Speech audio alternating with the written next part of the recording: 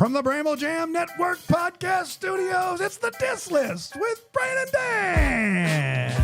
It's the Diss List with Bran and Dan. It's the Diss List with Bran and Dan. It's the Diss List with Bran and Dan. It's the Diss List with Bran and Dan.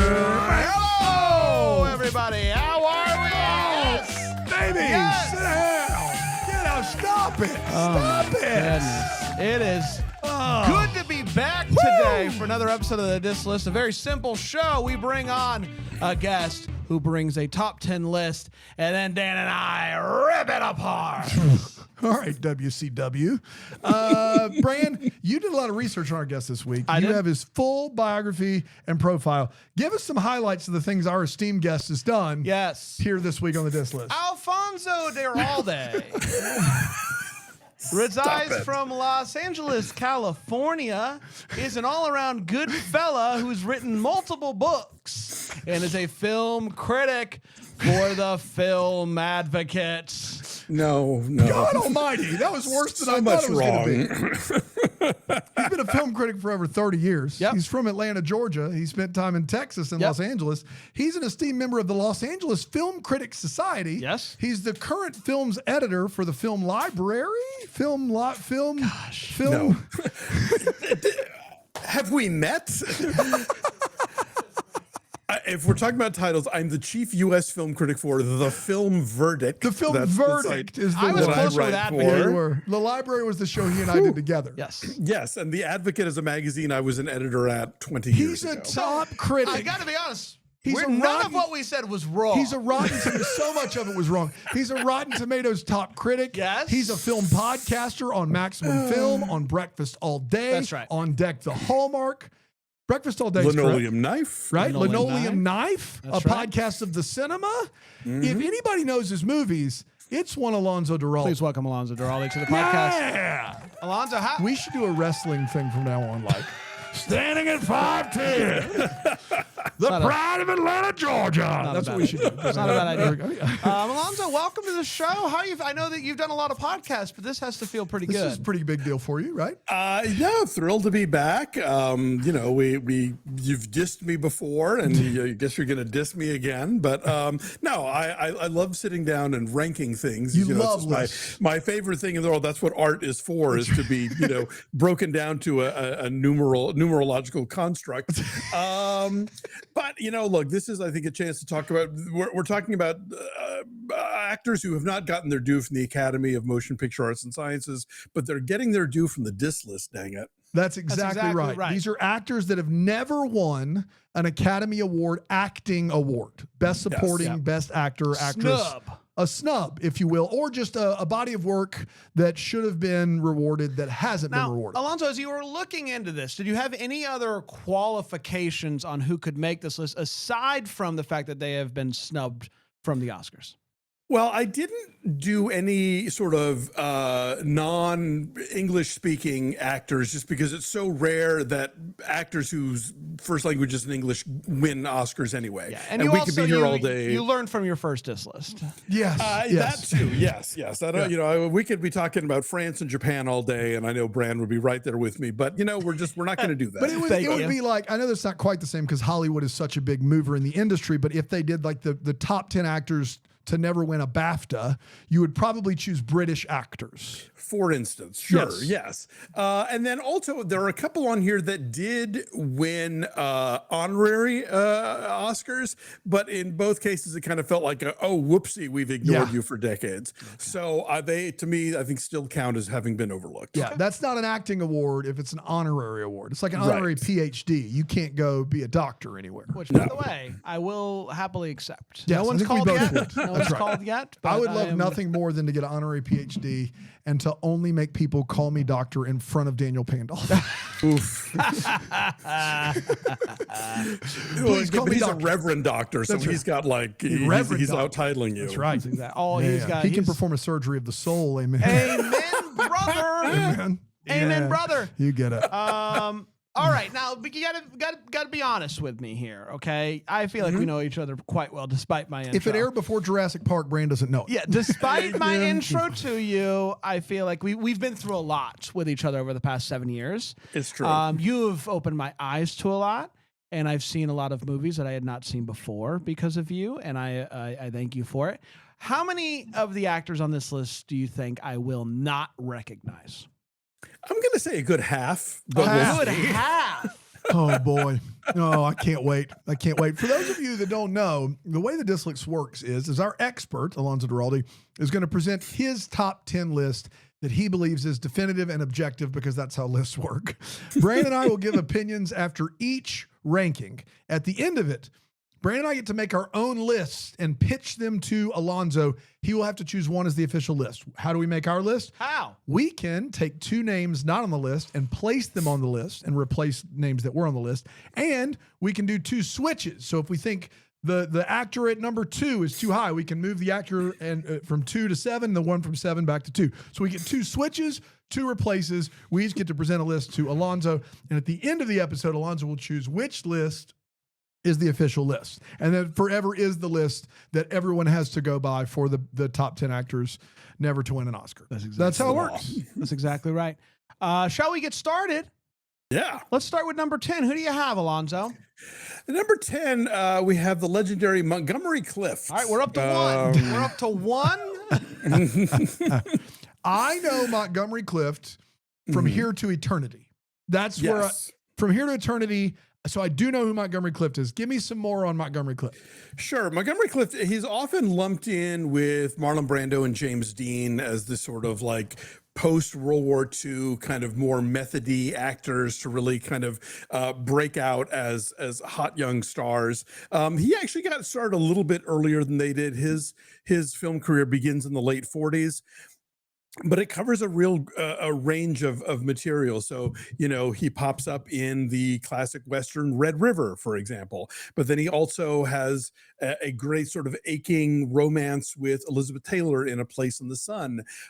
He is the devious gold digger in The Heiress opposite Olivia de Havilland. I ain't saying he's a gold digger. No. I know that much. No.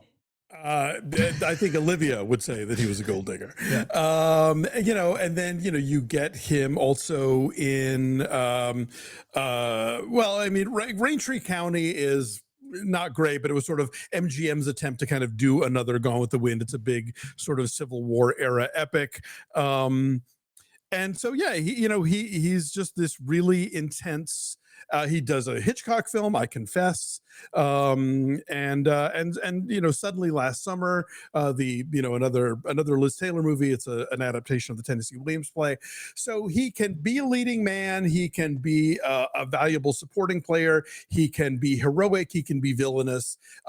He's intense, and had kind of a reputation after he died of having been sort of a tortured soul because he didn't really do comedy on film, but there have been subsequently documentary stuff saying that no, actually he was very cool, very chill, a pioneering queer actor in cinema, but I think somebody who was capable of a lot, delivered a lot, and got a lot of nominations, but never took it all the way. And I think he absolutely deserves to be on this list. Well, I don't know Montgomery, but I am looking at the picture. By the way, you can watch the show on YouTube. That's If right. you would like to see the list visually, I think that's really helpful. But I do really like his picture. I think that this picture is very nice, and I'm sure Montgomery Clift was a very nice fella. And I have nothing against him, but I'm interested. You said half you don't think I'm going to know. Wow. So I'm already thinking I don't know Montgomery. So what do I do with this type thing? Pretty good case that you've made. This is also one that isn't, if you were to Google this subject as I did half an hour ago and found, 30 names Google shoots at you, some of them legit, some of them not. This is not one that would be on that list. However, the case you made, some of these movies, not just Hitchcock, but Red River, From Here to Eternity, it's a good case. How did you, I assume at this last spot, we're going to have some honorable mentions. Don't tell us yet, because we got to give our list. We don't want to know. How did this, what separated it? Were you just this is who you wanted on the list?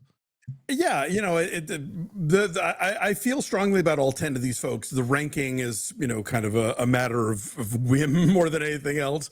But yeah, Clift was certainly, when I was writing Hollywood Pride, he came up as a really interesting subject in terms of just the sort of role he occupies in, like I said, post World War II Hollywood, and being part of that kind of era of these really exciting leading men who were bringing a new kind of acting to the big screen. And so, he bridges this moment where he's making movies with like John Wayne and Olivia de Havilland and, Katharine Hepburn, like a lot of these sort of old school legends, but he's also considered, like, in a lot of ways, I think, sort of the first modern movie star.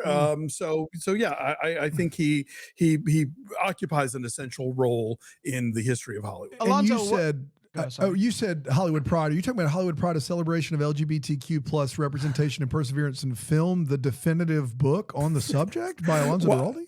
Well, I'm not going to go definitive, but yes, that is exactly the book. And you can buy that wherever you buy books? Absolutely. Wow. Ask your local library to stock it. That's right. Alonso, I'm sure you would find this out as people read the book, but was his sexuality known during his career? Not so much. I mean, this was, again, the 1940s and 50s, right, so it was, I'd say it was known probably within the industry, and, he was very, very close friends with Elizabeth Taylor. In fact, they were in a car accident during the shooting of Raintree County, that, like, she basically saved his life. Wow. So yeah, but it was, he's very, very well respected, and I think to this day still very much thought of. Like, I think a lot of young actors still look to him as a role model. Okay, very interesting. I love it. Well, I'll take everything that you said about him, and I will. No thoughts from you on Montgomery Clift. I'll say same for me, but double. Same for me, but double. Let's go to number 9. Number shall 9. We? Number 9. This is Amy Adams. I know Amy Adams. Yes.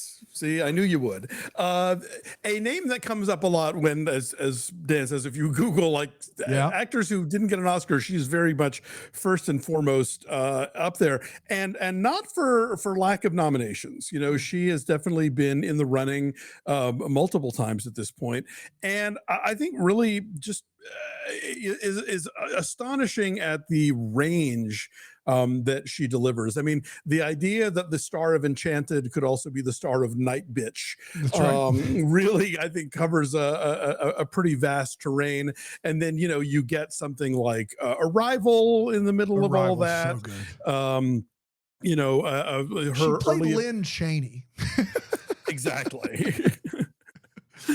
Her early appearances in things like Catch Me If You Can or Psycho Beach Party, where she's kind of leaning into this sort of like bubbly, she's playing with the notion of the bubbly dumb blonde, basically, but from a very knowing place, but then can get really intense in a film like The Fighter. I love American Hustle. I know it's a movie that not everybody is crazy about, but I think she's terrific in that. I don't think, I mean, okay, Disenchanted was terrible. I didn't even watch it. But like I always think she's doing something interesting, even if the movie isn't great. I mean, and she's had a bit of a run lately on stuff like Dear Evan Hansen and The Woman in the Window, which was like, okay. But I thought Night Bitch was terrific, and I wish more people had seen it. I didn't love Billy Elegy, and I think that's a movie whose legacy only gets worse as history carries on. But nonetheless, I think she is a committed performer. I think she really digs into the characters that she's playing in a very she's not vain. Like, she will allow herself to just look a fright in a film if it works for the character. And like something like Hillbilly Elegy, something like Night Bitch, like she does not have the kind of vanity where like, oh no, I can't have a smudge on my face. You can't get me from that angle. Like, she'll just get right in there and do it. And I think that's part of what makes her so special. And just you just look at her performances and you remember them. You think about them years later, and when you think about the films that she's in, she's the first thing you think about. Brian, am I remembering correctly that she was nominated for Hillbilly? I want to say she was. Well, her and Glenn Close are both in that movie, and they are both up in this category. I would say. Yeah. So that's also kind of fascinating. Not that they should have been nominated or won for that particular film, but you know Amy Adams. No, I know Amy Adams. I love Amy Adams. I actually just rewatched Enchanted. I showed it to my kids for the first time, and nice. I love that movie. It's so much fun, and she's great in it, and she's just such a great performer. And you're right, you're never gonna see her. I mean, you might see her do a similar thing twice, but she is willing to play all sorts of different types of characters, and I think that's really great. She was not nominated for Hillbilly Elegy. Her 6 nominations are for Vice, American Hustle, The Master, which she is Paul Thomas Anderson. She's unbelievable in that movie. So good. The Fighter, Doubt, and Junebug. So just those 6 films, I think, give you such a range of performance. There's a run she has, and she's still great, but there's a run where she is in Doubt. She's in Julia and Julia with Meryl Streep. Mm-hmm. She's Amelia Earhart in A Night at the Museum movie where the movie is not good. She is a treat in that movie, with relish, knows exactly what she's doing. The Fighter, she's in Jason Segel's The Muppets, where she's a ton of fun in that movie. Master, Spike Jonze is her. Even when she's not getting nominated, she's showing up. Tim Burton's Big Eyes. There's a 6-year stretch where every movie she makes, her performance, and I didn't even mention Leap Year, which is a movie that no one should ever talk about, but she is still somehow good in it. So she is 100% deserving of being on this list. I still in my head, I know she hasn't won one. I've been alive for her entire filmography. I still can't believe it. Yeah, Nocturnal Animals, a movie that I think was pretty controversial. What a weird watch. She always shows up, whether the movie deserves her or not, she's there to give you stuff. Yeah. Let's do one more and then take a break. How about that? I love that. Let's get to number 8, Alonso. Probably also in the Brand does not know him category, the great Richard Burton. Yeah. You don't know Richard Burton, Brand? I recognize the name.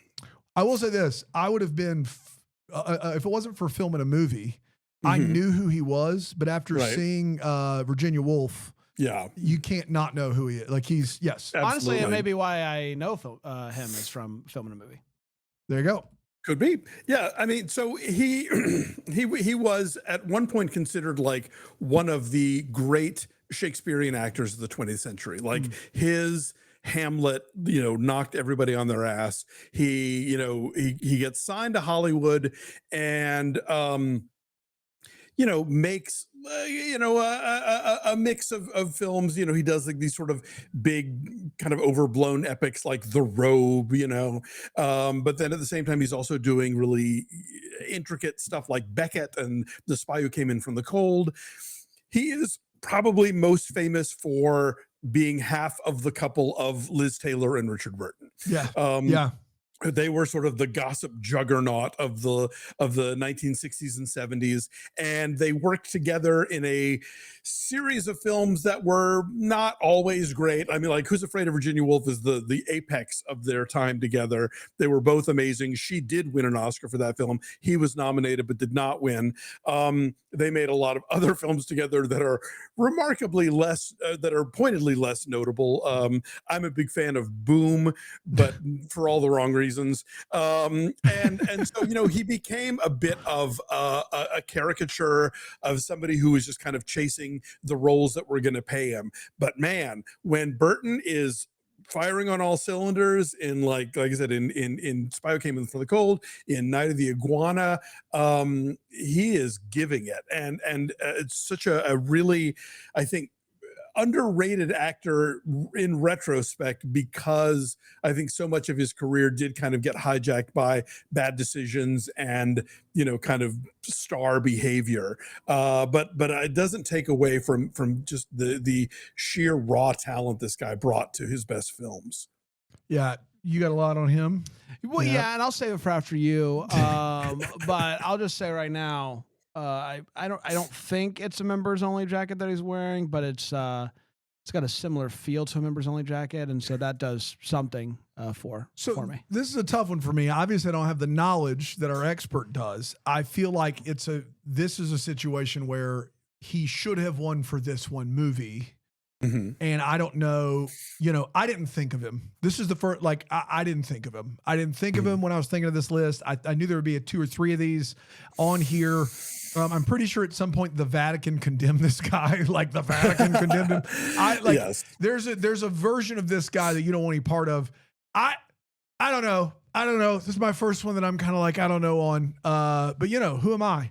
Who am I to question the great Alonso Duralde, author of many books and the film editor for the Film Advocate Library and Verdict? He does. Do you want to know what I'm interested in? All 3 of them. We've seen him mention an actor who, is written about in one of his books. Do you think we will see an actor that is mentioned in I'll Be Home for Christmas movies? We'll find out on the other side of this break here on Diss List.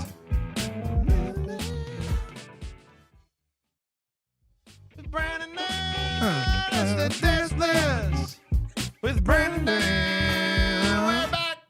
Hey, everybody. Welcome back to the Diss List. Bran, that's Dan. Today we're talking about Oscar Snubs. Oscar Snubs. Actors who have been in movies. Oscar Snubs. Nice to meet you. Many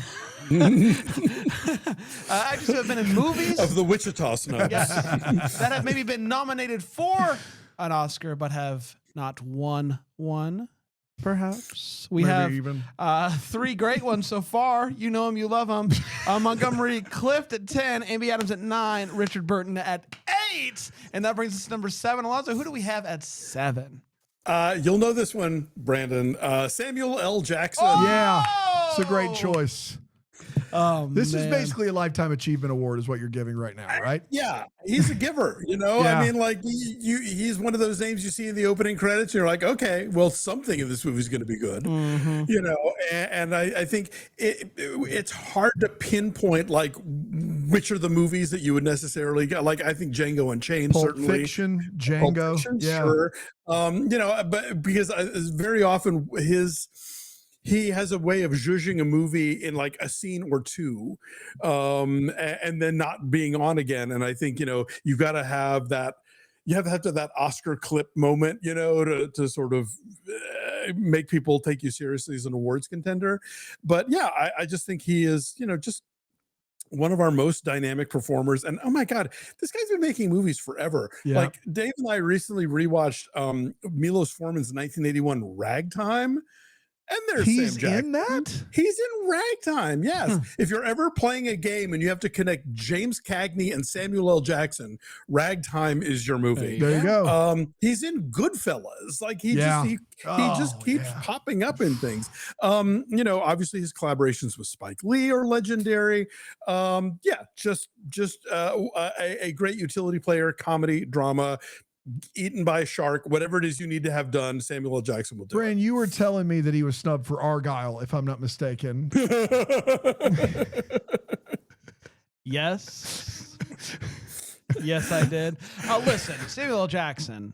I mean, come on. He's Samuel L. Jackson. Nick Fury. I think the thing that's so interesting about him is, do you know anybody who's like, I'm not a Samuel L. Jackson guy? Nobody. Nobody. No Everybody way. loves Samuel L. Jackson. I think the only critique of him at this point is like, Samuel L. Jackson kind of like, is Samuel L. Jackson. Like, does he have the range of the other people? I don't know. But I haven't seen him in some of the older stuff that you've been alluding to. But Samuel L. Jackson is definitely one of those actors that you know him, you love him. That's right. And to your point, anytime you see that he's going to be in a movie, you're like, all right, I'll buckle up. At least I got Samuel L. Jackson out of this. And if you want a Samuel L. Jackson movie where he's giving you like not what you would necessarily expect, he narrates the James Baldwin documentary "I Am Not Your Negro," and Yes. he reads James Oh my Baldwin's gosh. like letters and book proposal in this. So good.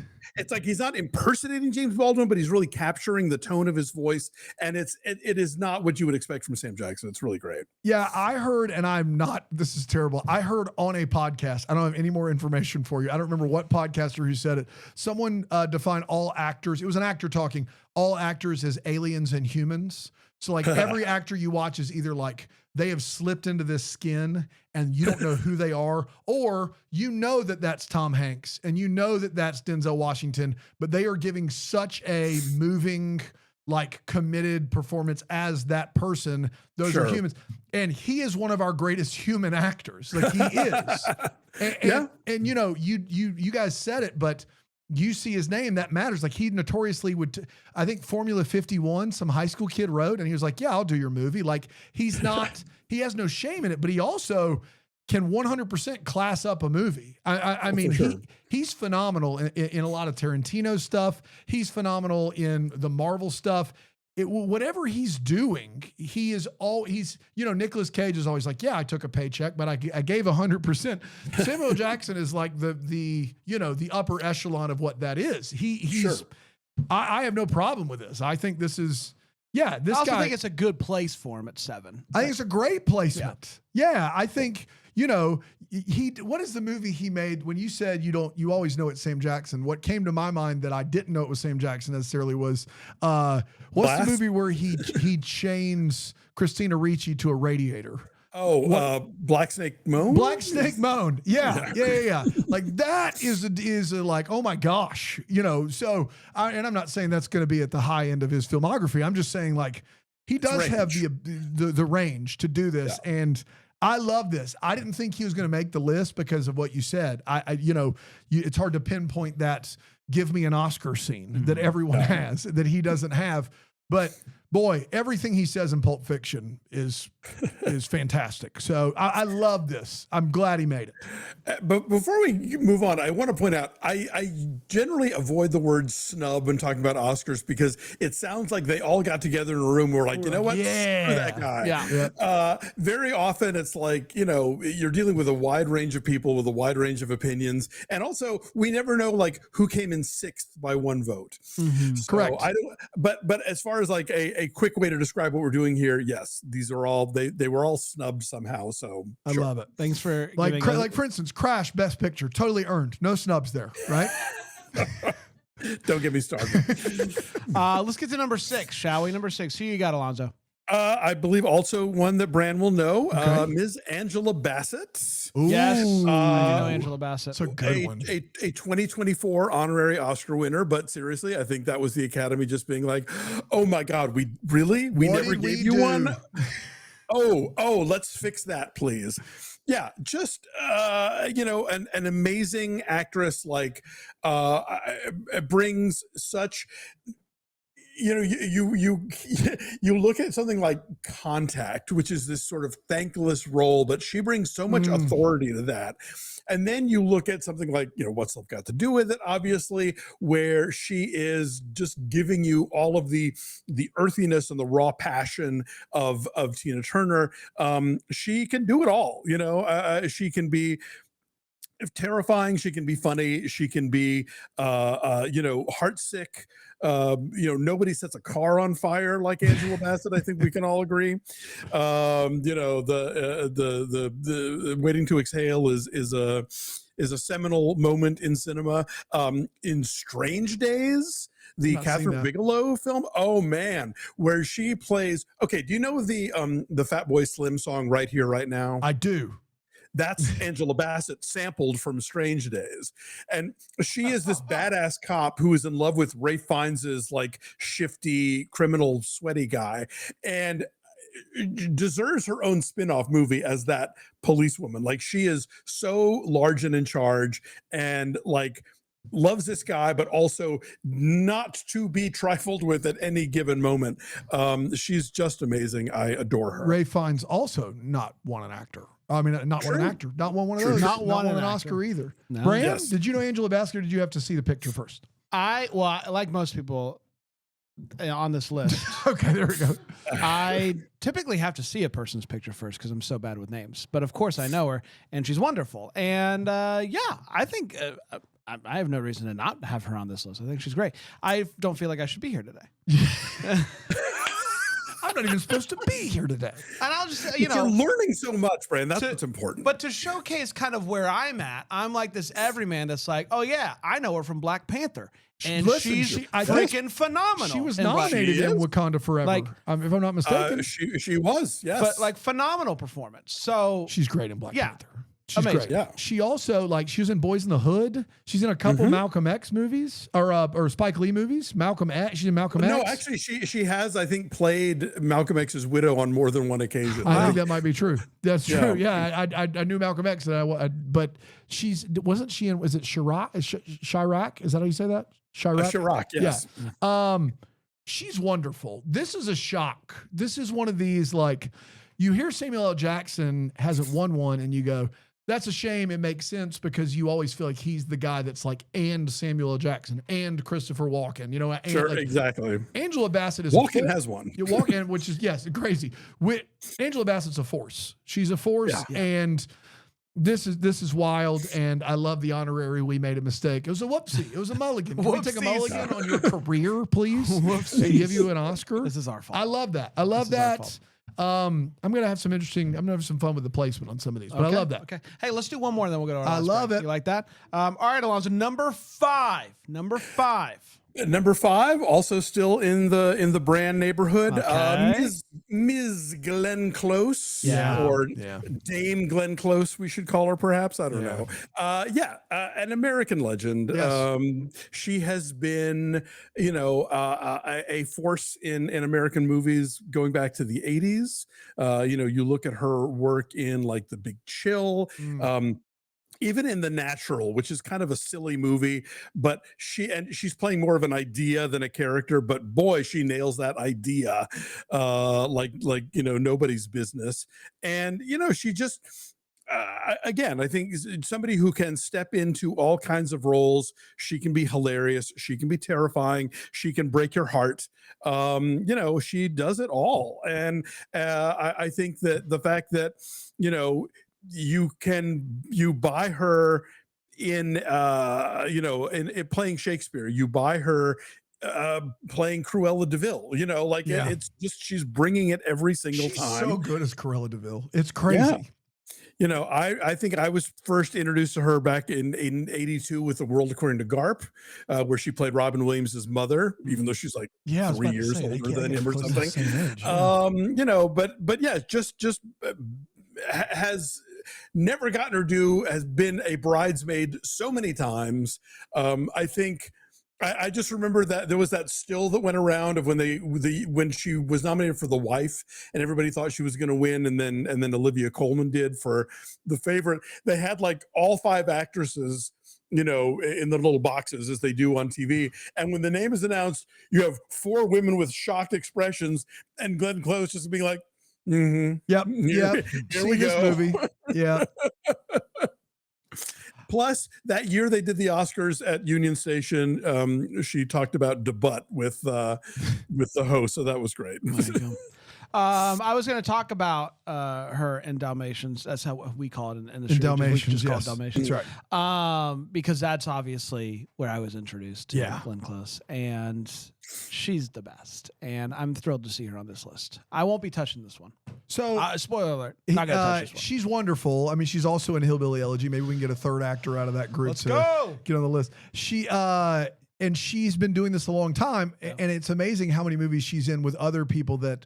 She's in Air Force One with Harrison Ford, who hasn't won an Oscar. There's a lot of these that ends up. You can almost play a 6 Degrees of Kevin Bacon with some of these. She's in Dangerous Liaisons with John Malkovich. That's right. An Oscar. Yeah. Oh, another great one. So are you kidding me right now? This is an absolute no-brainer. You could make an argument for 1 on her. You could make an argument that she could be number 1 on this list. Obviously, there's some other contenders. I think I know where Alonso's head with 1, but you could make an argument that no one has probably done more over the breadth of her career and been as iconic as she has without winning an Academy Award. The great pick here. Yeah, not touching this. You kidding me? You would. I would ask you to literally put respect on her name and give her a second N. Oh, you didn't do that? Okay. I'll do that. I'll do it I'll do it in post. In post. Yeah, that's how this works. Let's take a break. We're going to take a break. We're going to come back, and we're going to get to the top 5, 4, 3, 2, 1 with Alonso here on the Diss List.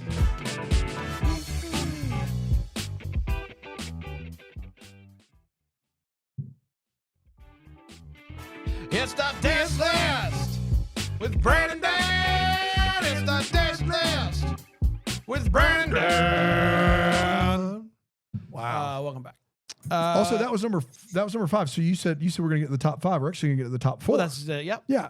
This is it. This is it. This is the big show. It's best actors that have never won an Academy Award. That's Academy Award Oscar snubs. Alonso's given us 6 names already: Montgomery Clift, Amy Adams, Richard Burton, Samuel L. Jackson, Angela Bassett, Glenn Close. Top 4, Alonso. No press. Here we go. Okay, this might be one that Bran doesn't know, but I stand by it all the same.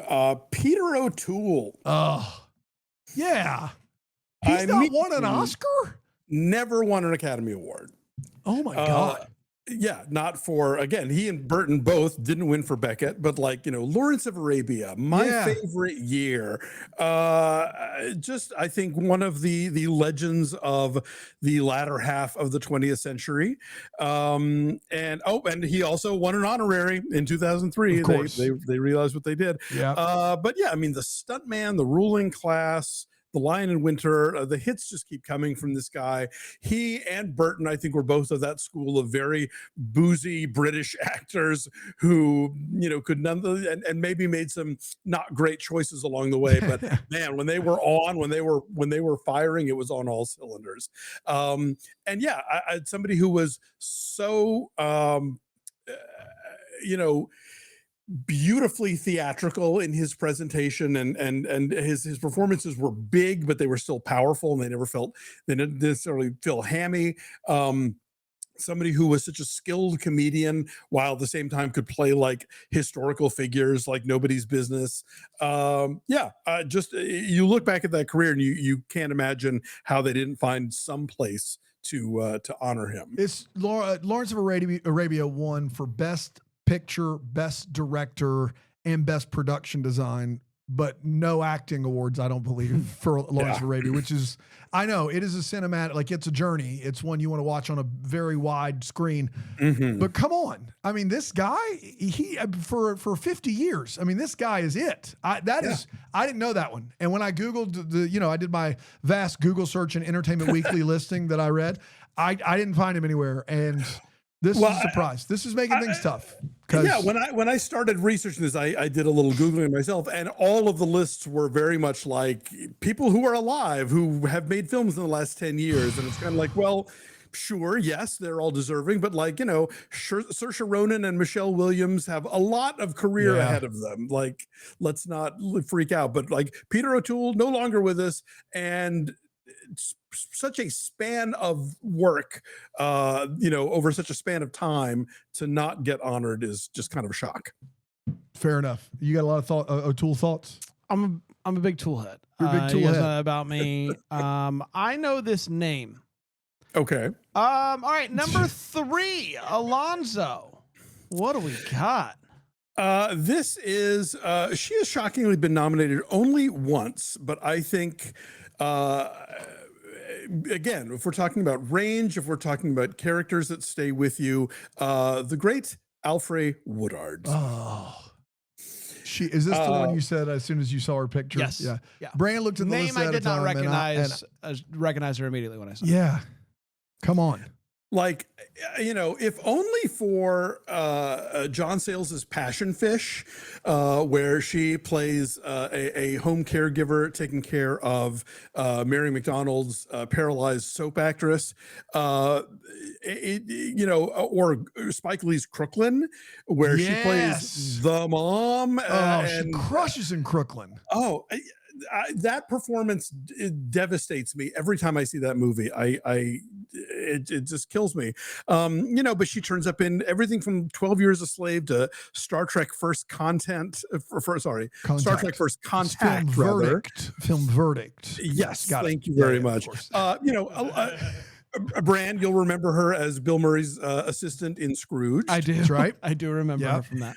So I just, I think that she is somebody who is super, she's very often a character actress, but in that way of like, again, you see the name in the opening credits, you're like, okay, we're in for at least one great scene when Alfre Woodard comes on screen. I think she is extraordinary, and there would probably be more women of color on this list, certainly from like the pre-1960 era, if Hollywood were giving them the opportunities to play the roles that would put them in Oscar contention. Lena Horne never won an Oscar, but also Lena Horne didn't really get her due from Hollywood in the first place. And so, I think Alfre Woodard absolutely belongs on this list. Yeah. Interesting. What do you got here, Brandon? It's an actor that I certainly think is very talented, of course. I'm kind of surprised to see her at 3. 3 is that's where with some of these other names. Mm-hmm. But it's also, a familiarity for me. Like when I see this list, I see some of these names that I often hear about when I just hear about this subject. And so I just got to sit on it a little bit because I don't really know. Like, I don't think it's a bad pick. I'm just a little bit surprised it's at 3. Yeah. You can, Crooklyn, I think she's in Love and Basketball, and then she's in Blue Chips, another basketball movie. She's in a Marvel movie. She's in Civil War. She's Star Trek, as you mentioned. She can do it all. I think Crooklyn was the sell for me. I'd forgotten about that. Crooklyn, sneakily, maybe the best Spike Lee movie of all time. Thank you. It's phenomenal. So good. Thanks for filming a movie, for introducing me to reintroducing me to that one and giving me a fresh take on it. 3 is tough. She wasn't anywhere on my radar, and I'm wrong. I think she definitely belongs. I don't know, man. It's hard because all these people belong. I don't think I'd have her at 3. I think, but you could have convinced me more in the bottom half of the list, but I love her. I think she's great. And it's a really good, I was anticipating 2 or 3 surprise picks where Alonso's just sheer vast knowledge, and it is better and more and magnanimous versus ours. And this is one of those where it's like, I don't really have a defense against this, but in my head, she just can't be top 3. That's kind of where I am with it. Well, that's how this show works. That's how the show works. Exactly right. Just wait till he puts Brenda's song in there instead of Alfre Woodard. We'll see how it goes. All right, ready for number 2? Yeah. All right, hit me. This is somebody who came up on the last time I was on this show, Mr. Paul Giamatti. Oh, yeah. Dude. Now we're talking. I forgot about him. American Splendor, Sideways. Come on. The Holdovers. Come on. Such a great actor. And again, in the water. Big fat liar. Listen, Cinderella Man, and I'm serious now. Cinderella Man, yes, which he did get nominated for. For that matter, Private Parts. Yes. The first movie I ever saw him in, the Howard Stern movie. I just think he's such a great actor, and so he not only just able to do anything you throw at him, but you don't know what you're going to get from him, even from scene to scene. He can find a almost sort of manic intensity in comedy. He can find a sort of, a lightness in drama. So like he's constantly moving in directions that you're not predicting, but always doing so in a way that creates these fully rounded, human beings on the screen. And I think that he, his day will come, but it has not happened yet. I can't believe this. He's got to be on this list. He's got to be. He's amazing. I don't think it's a secret that I adore Paul Giamatti. Freaking love this guy. And not only would I have him on this list, I would have him on my list of favorite living actors. I just love watching this guy perform, and it makes me happy to see him at number 2 on your list, Alonso. I don't know if there's anything this guy really can't do, and it's crazy to say about a guy who they tend to try to pigeonhole into a cranky kind of individual, but he's so good. I mean, Fred Claus, I'm just kidding about that one, but he's terrible movie, but really he's a great Santa Claus. He's a great Santa Claus. He's a great Santa Claus in a movie that doesn't deserve him. And I think also, like, one of the things that was cool about Billions was that it gave him the chance to be more of a traditional, correct, complicated leading man. Oh, he is and not complicated in Billions. Yeah, not like this, just sort of the schlubby, sardonic guy that movies want to throw him into all the time. Yeah, he also, you made me think of TV, and I know this shouldn't, I guess, count for the snubs, but John Adams, holy moly. He's great in John Adams. So good. I mean, phenomenal. Great pick here. I my only issue now is that I thought there were two names I was definitely getting from you, and I'm only getting one of them. And I think that is what's fascinating to me. And maybe I'm just off the radar with the other one, but I don't know how. I think both of these people have to be on this list, and I can't believe I'm only getting one of them. And do you even know what I'm talking about or not? I don't. Okay. Maybe you're getting zero. I'm very excited. Here we go. Number one, we ready? I'm ready. All right, my number one, and Brandon, I know you've seen at least one movie with this gentleman because I made you watch it. Cary Grant. Yes, absolutely. Yes. Here's a guy who, we always think, oh, he's always playing the same guy, but A, harder to do than it looks. B, yes, he definitely had a screen presence as a sort of like charming, cosmopolitan romantic lead, but like he was also an Alfred Hitchcock go-to. Yep. He was also, doing stuff like None But the Lonely Heart, where he's playing kind of a street tough. He's doing different things, and yes, is there such a thing as like the trademark Cary Grant role performance? Sure, there is, but even having that is an indication that you are a really talented performer and that people want to see you bring that thing to each movie, even if it is somewhat similar to things you've brought to other movies. I just think he is a legend, and so much of so many of his films hold up so beautifully today, and I think that he committed the cardinal sin of making it look easy. Yeah, and the Academy likes acting they can quantify. They want to see you put on weight or lose weight or bury yourself in makeup or get ugly or whatever it is, but to be Cary Grant and to show up and be Cary Grant was really hard, and they never acknowledged it. You're almost penalized for always being a 10 of 10. Yeah. It's like they finally gave Scorsese a Best Director for The Departed, which isn't a top 5 Scorsese movie, but it's like he's always batting 1,000. What are we supposed to do?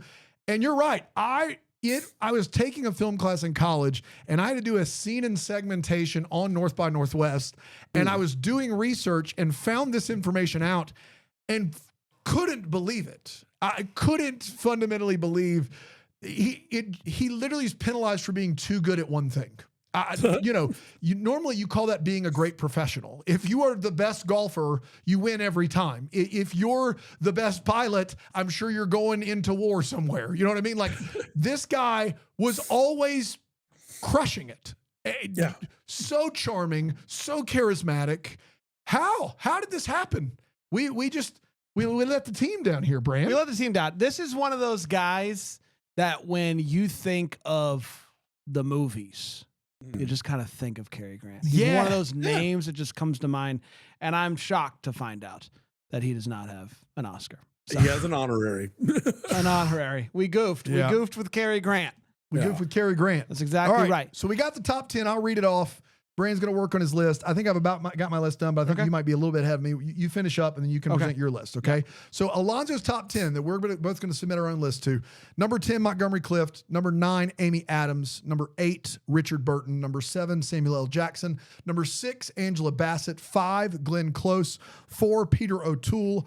3, Alfre Woodard. 2, Paul Giamatti. Number 1, Cary Grant. Bran? This is tough, because I don't know as many people as everyone else. Yeah? But I'm going to do a thing here at 10, and I just want Alonso to vote your heart, Bran. Oh my God. I don't know what you're going to do, but I'm upset about it already. Is what I'm about to do at 10 partly a bit? Oh no. I'm more worried about who you're going to add than who you're going to remove. Oh, this is Is what I'm doing number 10. I'm going to be partly- offended if you don't take my list, and I don't know who he's going to add. Just let me know right now. You are 100% going to take Dan's list. At number 10, I'm going to take out Montgomery Clift. Nice to meet you. Oh boy. And I'm going to replace him with our generation's Jimmy Stewart. I knew it. Jim no. Carrey. Oh no. His performance in The Truman Show. It's 2 movies. Changed, It's just 2 movies. Changed my life. Oh my changed God. my life. Tell me how it changed your life. Did you go up front and get saved? No, What I happened? have with movies, I have pre-Truman Show and post-Truman Show. It's one of the most important movies in my life. I love The Truman Show. I love Eternal Sunshine of the Spotless Mind. This is bonkers new. Both of the people that I am adding because I just think that they crushed it. Maybe not every movie, maybe not even most movies with Jim Carrey. But when he's good, he's real good. Hey, okay. I am going to take Amy Adams and I'm going to move her up to 4, and I'm going to take Peter O'Toole and move him down to 9. Okay. Okay. At number 8, I'm gonna get rid of Richard Burton. It was nice to meet you, Richard Burton, and I am going to replace with somebody that I think is I think he may be my favorite actor right now, and is Coleman Domingo. I think Coleman Domingo is going to win an award. I think he will. He's been nominated the last 2 years. Pretty great. I think he's going to win an award. I think he's just an unbelievable actor. And so I'm going to put him on award. Does he have the body of work of these other actors? Perhaps not. He's phenomenal. No, I put him with, like I said, with Michelle Williams, Saoirse Ronan, Lily Gladstone, like people who are great and I think are going to have many more opportunities to indicate that. But yeah, I'm not mad at that. He's amazing. I'm going to keep Sam at 7. I'm going to keep Angela at 6. I am going to take Glenn Close and make her number 3 and move Alfred to 5. And then obviously we now know that Amy Adams is my 4. Paul Giamatti at 2. I'm going to keep him there because Cary Grant's number 1. Wow. Do you want to hear it one more time really Jim quick? Carrey. 10, Jim Carrey. 10, Jim Carrey. 9, Peter O'Toole. 8, Coleman Domingo. 7, Samuel L. Jackson. 6, Angela Bassett. 5, Alfred Woodard. 4, Amy Adams. 3, Glenn Close. 2, Paul Giamatti. 1, Cary Grant. All right. So this is the first time I've ever done this is in the history of this list. I did 2 straight switches and 2 straight replaces. Never the twain shall meet. There you go. So Okay. I'm going to tell you the 2 switches first. Okay. I switched Amy Adams and Angela Bassett. I think Amy Adams has 6 nominations. She could have won for any of those. Angela Bassett's body of work as an oeuvre, probably more impressive, but the 5 or 6 year stretch that Amy Adams had to not just accidentally run into an Oscar there, I just can't believe it. And if I could have moved her higher in good conscience, I would have. So I switched 9 and 6. I also did move Peter O'Toole down just a little bit. I moved him from 4 to 7. I put Samuel L. Jackson up at 4. Okay. The Samuel L. Jackson love from Alonso really just got me fired up about the number of times he's done things, and a little bit of that Cary Grant syndrome where it's like he's always crushing it. Mm-hmm. Sure. So those are my 2 that I switched. The 2 that I took out are Richard Burton and unfortunately Alfred Woodard. Okay. In place of Richard Burton, I put Willem Dafoe. I think Willem Dafoe is phenomenal, and Good answer. I know. Lately, he's doing all the movies with Eggers, and he's crushing it, and that is a perfect combination with his sensibilities. He's also doing the movies with Lanthimos. He's so he's doing a lot of weird joints, and they're all working for him. Poor Things, he's great in that movie. But let's not forget Platoon. The guy has been doing this for 45 years. Last Temptation. Yeah, and he's also a guy that, Last Temptation of Christ with Scorsese. He's also a guy that is a lot more normal than I think people think he is when he's not working. Right. He has just a goat farm, and he's from Wisconsin. He's not, some people think he's Scandinavian. what he's doing on screen is quite transformational. I mean, the Green Goblin haunted my dreams for 2 years. That scene he is Green Goblin. The scene in the mirror where he's doing the bit is as hammy as Sam Raimi could possibly want. I think this guy's great, and I think he deserves to be on this list. There are a lot of people I thought, like, Laura Linney, John Malkovich, Ed Norton. These are Rafe Fiennes. I think you could argue, but Willem Dafoe for 45 years has just crushed it, and I think he really belongs on this list. And it made it easy because I don't think Richard Burton's a good guy. So that made that one easy for me. The Alfred Woodard one was tougher, but Barbara Stanwyck has to be on this list. Oh. Barbara Stanwyck is nominated for 4 Academy Awards. She's been in Christmas in Connecticut. She's been in Lady Eve. She's been in Double Indemnity, for crying out loud. Yeah. This is a superstar. She is a legend. And that's the one for me. I thought that was going to be 1 and 2 with Cary Grant. I like Cary Grant. I love Paul Giamatti at 2. It was easier to do it this way. I do think Stanwyck probably needs to be at 2 and Giamatti at 3. But realistically, this made the most sense for my list. So my list, 10 Montgomery Clift, 9 Angela Bassett, 8 Willem Dafoe, 7 Peter O'Toole, 6 Amy Adams, 5 Glenn Close, 4 Samuel L. Jackson, 3 Barbara Stanwyck, 2 Paul Giamatti, 1 Cary Grant. Alonso picks my list. Well, I mean, Barbara Stanwyck on the one hand and Jim Carrey on the other. It's real tough out there. It's a tricky way to go. No, and Willem Dafoe is definitely one of my runners up. And you say Barbara Stanwyck, I was like, oh my God, you're right. And I did some searching for sort of older stars that didn't get nominated, and for some reason the lists I found did not mention her. But yes, belongs on this list, no question. So clearly I have to go with Dan's list because Stanwyck's a legend. And you look at her pre-code stuff like Night Nurse and the sort of hard scrabble character she's playing, and then these very sort of sophisticated characters in like Christmas in Connecticut or whatever. Her sort of con artist in Lady Eve and Remember the Night, something like Stella Dallas, which is an unabashed tearjerker, but she's totally committing to it. 10-10, no notes. Would she have eclipsed Giamatti to 2? Do you think Cary Grant, Stanwyck 1, 2? Probably, yeah. I mean, it's all up in there. And I was trying to sort of space these out so it wouldn't be like a row of people that Bran didn't know. Fair. So, good for you. Sweet Alonso. Good for you. I love it. Well, we've had a lot of fun. Listen, my list is a list for a generation, and you're welcome, everybody. We did it. Let's do it again another time. I love it. Alonso, thanks for joining us. Tell people where they can find you. In all seriousness, this is a different feed. Sure. I do write reviews at thefilmverdict.com. Check that out. You can hear me on the podcasts Linoleum Knife, Breakfast All Day, Maximum Film, and Deck the Hallmark. My book, Hollywood Pride, is in stores now, and a new edition of my book, Have Yourself a Movie Little Christmas, revised and expanded, will be coming out later this year. You can follow me on Instagram at alonso.duralde or Blue Sky at @Duralde. I'm pretty much the only Alonso Duralde on the internet, apart from a somewhat distant relative who was very recently born. So I'm very easy to Google. Thanks for having me, guys. There you go. You're We'll the be back best. next time with another one. Until then, bye. It's the Diss List with Bran and Dan.